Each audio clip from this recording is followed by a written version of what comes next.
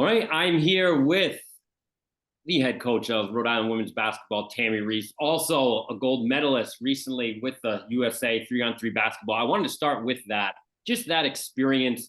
First, just as a professional, going over there, being part of such a special thing, representing your country, and also just 3-on-3 basketball, what joy that brings you, just kind of obviously unique in the sense of, the way the game's played.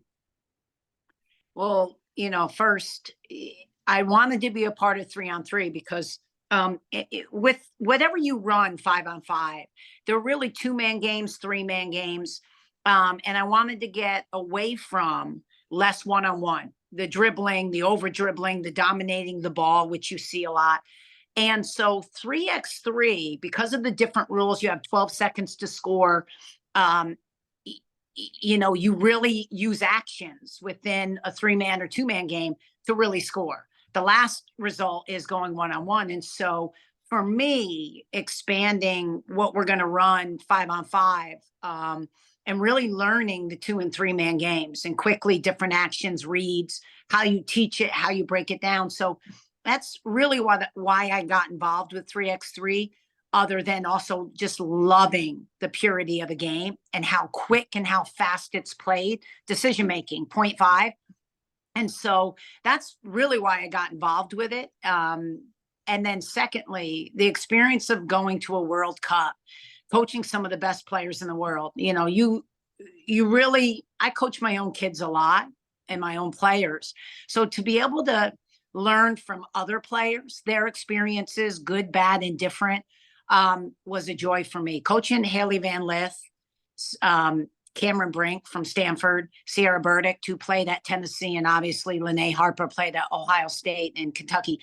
They're elite players. And I learned a ton from them, as well as head coach Jem Rosati. But going to a World Cup, playing the best in the world, and then watching, not just women, watching the men as well, it was probably a top 5 experience in my basketball career that I have ever had, really. And to win a gold medal against the best in the world, there's nothing like it. There really isn't. And so that was incredible for me. And again, it was a top 5 moment. To go on a national stage is one thing, but to win a gold medal, there's nothing like it, with USA across your chest. And again, egos aside, everyone has an ego in college. Everyone thinks that, I want to be the man. I want to be the one. When you go with USA basketball, you relinquish everything.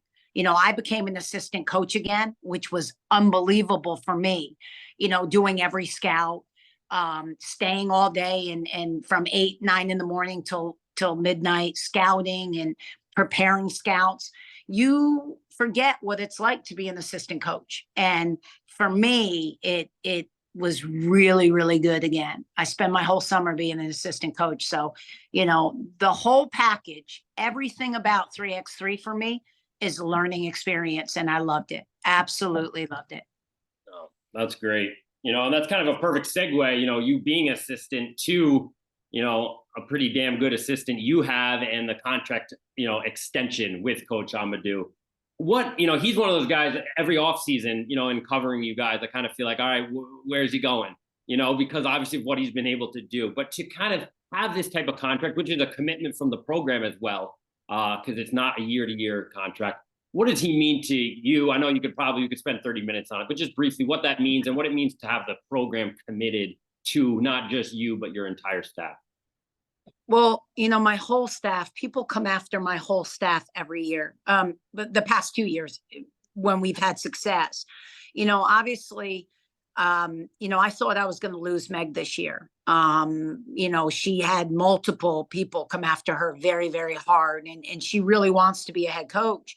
And every year, obviously, Agni's turned down opportunities. And so I had to keep one of them. Right now, Takima's my youngest one, but and so I found out what Agni wanted, and him passing up all deals and being loyal to a program. You deserve that loyalty in return. And Thorbjorn and President Parlange agreed with me that we need to keep some stability here. If we're going to lose Meg, which I thought I was, we have to keep Agni. And so, you know, Agni wants to be a head coach, but he also helped build this program from the ground up from day one.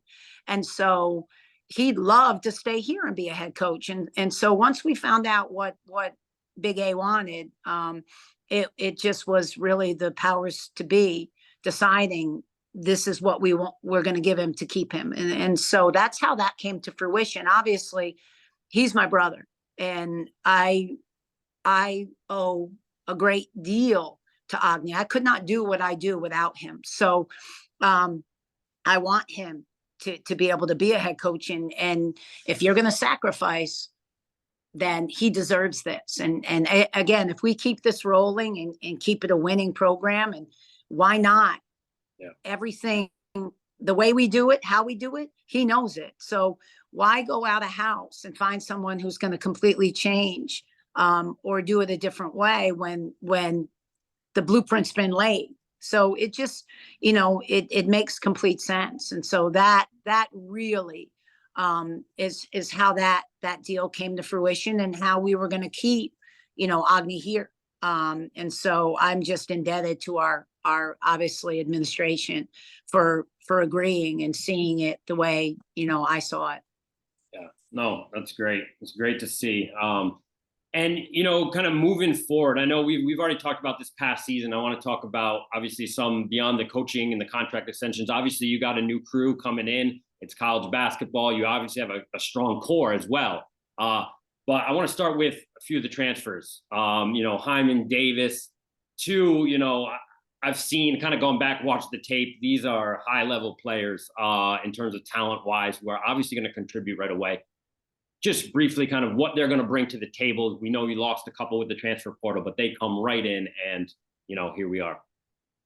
Well, I think the two biggest differences with Dee and Tisha coming in are, number one, their 5th-year experience. They're proven, and they've done it at a high level, exceeded. Tisha, obviously, in the ACC against some of the best in the country, and Dee dominated her league as well. But the two things they bring, other than what we lost with Dolly and Emmy in the portal graduation, we lost leadership, obviously, and some scoring. But losing Dolly and Emmy, we lost a lot of 3-point shooting, a lot. But Dee and Tisha come in, and not only can they shoot the three, you know, maybe right now not as well efficiency wise as Dolly and Emmy, but they bring, you know, other parts of the game that we need to take our program to the next level. I've not had two athletic guards like this that could create off the bounce for themselves and others anytime. I can, instead of having to run a play to get a player a shot, I can now go get out of her way, go 1-4 low, go ahead, take them. And they can take anyone, anytime for their own shots. So, and then defensively off the ball, they create havoc. I mean, they can get into you and guard, not only half court, but full court. And then the last component obviously is rebounding. They can, their athleticism allows them to really go and get the basketball. So they dominate the game in other statistical categories than what the average fan sees. The average fan's like, oh, you know, everyone loves offense. There's so many other components to the game that people just don't appreciate, and they don't understand. You know, if the average fan was a coach, they'd understand. You got to also be able to stop people. You can't score 10 and give up 15. You can't get 1 rebound and give up 6. That's part of the game. And so, you know, when I was looking to replace losing Dolly and Emmy and Madison, Emma, and Say, we really were looking for high level guards that were able to dominate the game in a lot of different ways. And these two, besides our incoming freshmen, these two can do it. And it's probably the most athletic backcourt we have ever had. I know for sure that I've coached here, but they are in numerous ways. So I couldn't be any more excited to get them here. We started working them out this past, last week and this week. And it's literally incredible. Their ability to go off the bounce, their quickness, their speed, whether it's linearly, laterally, or vertically, these kids are superior athletes, and we have not had that in a long time. Yeah, no, definitely. I mean, even when we saw that commitment come in, it kind of also speaks to obviously the elevation of the program. Testament to you and the staff. Where do players like this even look at Rhode Island 3 years ago? I don't think so. Which I'm sure makes your recruitment a little bit easier too because of the sustained success. Part of sustained success you had mentioned obviously still is recruiting from the high school level. I know we talked a couple weeks back, just on the side about this class, a class that you've obviously recruited for a long time now, 3 really high impact players. What you're hoping to, for them to bring to the program, and again, the longevity and importance of still recruiting from the high school level. I say this, I want to base our recruiting out of the high school level, our base recruiting, because these are relationships. For 3 years now, we've been recruiting Soph, Katie, and Eva. 3 years. I know them. I know their families. And I want players in our program for 4 years. Don't get me wrong. Losing Dolly and Emmy, it never feels good. Although I want them to be happy. I wanted them. I really did. I truly wanted them to stay and complete their degree here at Rhode Island. It's just the way I am. And having our 3 incoming freshmen, I know it's very important that they come in and play right away. So finding, great quality minutes for them, developing them. You don't always get what you want as freshmen. You don't. You may not start right away with how the transfer portal works now, because, we may find we need some leadership. That player may have more experience. They may beat you out for a starting spot, but it's imperative that your freshmen find court time, because not everyone wants to wait to play anymore. You don't have to. And so that balance of, finding the right minutes, appeasing every player, and giving them what they want to make them happy, to want to stay. That's the balance of what you have to have with the portal incoming freshmen. But I can tell you what, our 3 freshmen are extremely talented. I know that. And we know it's imperative that we find playing time for them right away, and have them contribute. Again, because when we lose Tisha and Didi to graduation, my backcourt, these 3 freshmen, it's their team. With Sophie Phillips and Annette. So, blooming them and growing them to be ready their sophomore year to take over the team, it's very, very important. So, I'm not lost in the fact that these 3 are talented. They're coming in and they're going to play. Yeah, no, definitely. And, just last question, and I'm not going to go this, you have a lot of, like I said, players still on the team. There's 2 just specifically, I look at kind of Phillips, I look at my kind of breakout years last year. Now, and towards the end of the year, they are known. It's going to be obviously harder for Phillips to get her shots off. Maya was a focal point, in terms of production. What is the next step for them? What are you looking for the offseason for them to, again, continue to improve with all your players, but just especially them because, again, it was a breakout year and more attention will obviously be on them. Well, obviously we have a great core coming back.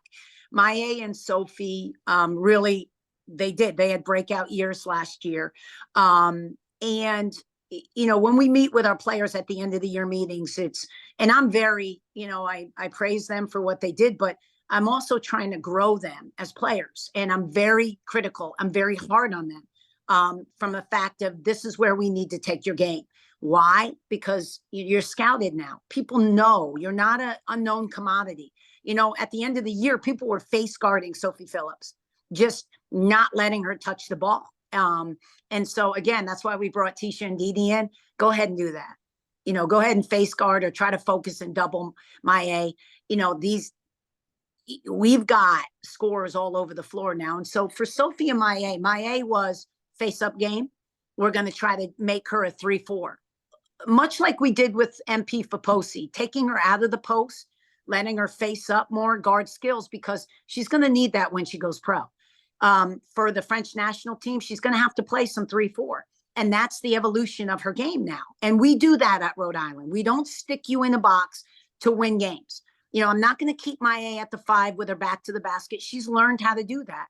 It's her time now to get the guard skills she needs to become that great pro that she needs to be. And so my A, face up, shoot the 3, guard skills, face up perimeter. It will also allow her to play with Tammi a lot more. And we need that development from our 4s. You know, AD's the same thing. AD's working on her jump shot, her face up game. And then obviously Sophie Phillips is not just the 3-point shooter, the next level, the mid-range, letting that 3-point set up her attacks to the basket, her finishing series, her ball handling, to be able to create off the bounce, her own shot. And so they all have the things they're going to work on, but those 2 specifically need to work on those things. So when it comes time, you know, they grow their game. They take their game to the next level. And that's what we need from Sophie. And that's what we need from IA. And that's what they're working on continuously. Those kids are workaholics. They'll come back and there's no doubt that they would have mastered that next level, that next step. And so, you know, again, that's what we'll do this summer. They're reporting between the 21st and the 25th. We start workouts on the 26th. And all summer long, it's what we'll be working with those 2 to take their game to the next level. Now, Inez, Sophie Sene, and AD all made the French national team. 2 of them made the under 20. AD made the under 19. And so they'll be playing against the best in the world in their age group, honing their games. But everyone else will be in summer school. So we'll be working on what they need to work on to take their games to the next level. And that's what we focus on in the summer. Little bit of us, but a whole lot of them. Yeah. Well, listen, I know you're a workaholic too. I think everyone in the land knows that. I hope you find a little bit of rest, you know, some Rhode Island summer activities. Because I appreciate the time. And like I said, I know you guys you're always grinding, but you know, I know Rhode Island fans appreciate what you do, what you've done for the program. And I always appreciate the time. I look forward to kind of continuing the coverage. And I appreciate it. Well, thank you, Nathan, for everything. Obviously, we have really, really busy summers. I leave next week to go to Miami. I'm the head coach of the under 23 and the under 24 Nations League 3x3 team. So now I put my head coaching hat on and I'm taking my younger teams over to France. My first time I get to go to France. Agni's coming back and I'm going there. But we'll play a few tournaments before I get started with our team over there. And all summer long, I'll be doing a little bit of 3x3 as well as our team, but and also some scouting because there's a lot of great, you know, young kids that play both 3x3 and 5x5. So it's a chance for me to help Agni internationally recruit as well. But always appreciate you, Nathan, and the coverage you give women's basketball, the coverage you give basketball in general, which is astronomical and it's excellent. And we appreciate everything you do for our program for sure. Well, thank you. Well, thank you. And how's your French? Is your French good? It's getting better. I just joined Babbel. My goal is to be able to have phrases. So when I go to France, I'm not that horrible American that is entitled and thinks that they all should speak French. So I'm going to try to phrases when I order in restaurants. I'm really going to try to embrace their culture and start to learn some French. So my kids as well, I show them that I embrace their culture and I try to speak it. So that's my goal this summer, is to increase my French and become a little bit proficient in some basic French, and where my kids can be a little proud of me. Yeah, I love it. I've been in Montreal for 2 years. My French is not where it should be, but it's baby steps. That's right. That's right. That's what I say all the time. Baby steps. All right. Thanks, Tammi.